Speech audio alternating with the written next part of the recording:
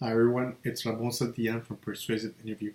Today's topic is going to be interviewing advice for people with autism looking for Fortune 500 jobs. Fortune 500 means the top 500 companies in the United States. And a lot of people with high functioning autism can get jobs there, and I'm going to show you how. Interviewing can be a stressful situation for anyone, especially for those in the autism spectrum. However, it doesn't have to be.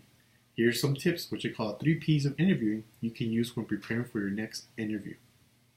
The first P of the 3 P's is prepare. Most people don't prepare for an interview. Preparing for an interview means figuring out the logistics before the day of the interview. As soon as I find out the details like the time, the date, location, and the person I'll be meeting with, I start preparing. I make sure I clear out my calendar a couple of hours before and after the interview so I won't be rushed. I also figure out how I will be getting to the interview. Will I take an Uber, drive myself, get a ride, or take the bus? The best route to get there, and start doing research on the company, on the job, and the person I'll be meeting with.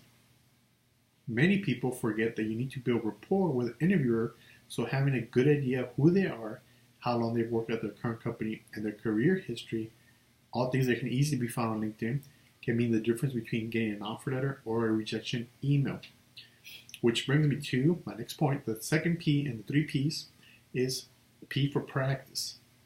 A quick Google search can help you find interview questions that you can use to practice. All you have to do is search interview questions plus name of company, and you'll find the most common interview questions asked by that company. The next step is to write out your answers. Most people practice interview questions in their heads, however, they never develop the answer. This gets them in trouble during the interview because all they practice were the high points and not the details that make up a good answer. Once you've written out your answers, practice out loud with a partner.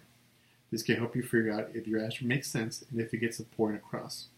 Your interview partner can also give you feedback on your body language and tone of voice. Don't worry about memorizing a script. You should focus on making sure your answers portray the real you and match up to the job description.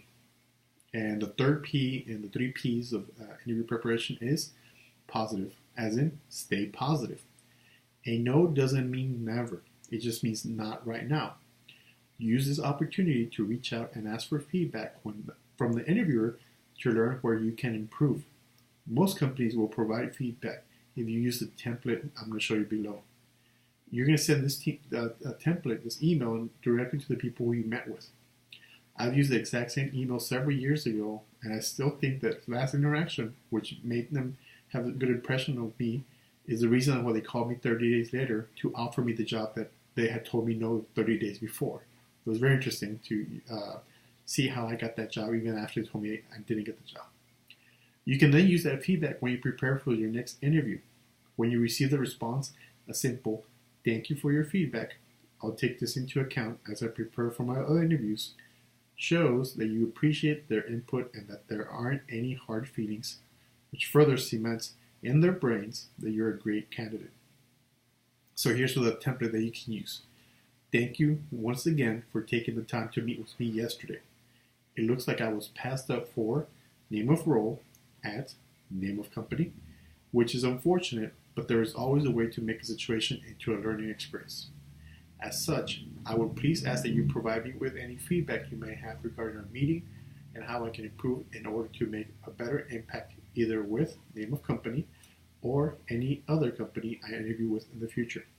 I look forward to hearing from you. Sincerely, your name.